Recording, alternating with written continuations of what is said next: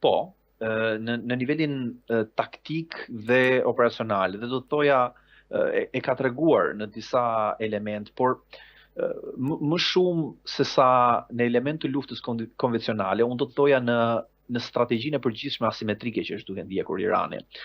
Dihet që Shtetet Bashkuara të Amerikës kanë një epërsi absolute të teknologjisë dhe të fuqisë së zjarrit, por Irani ka kapacitete që të bëjë kombinime të papritura të armëve të ndryshme.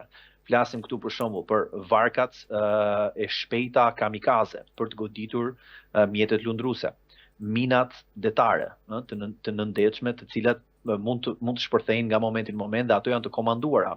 Artilleria bregdetare, e cila është orientuar drejt Hormuzit.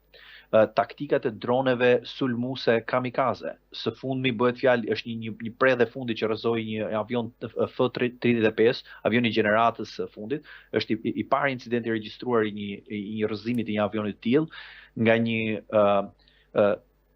raket dron kamikaze.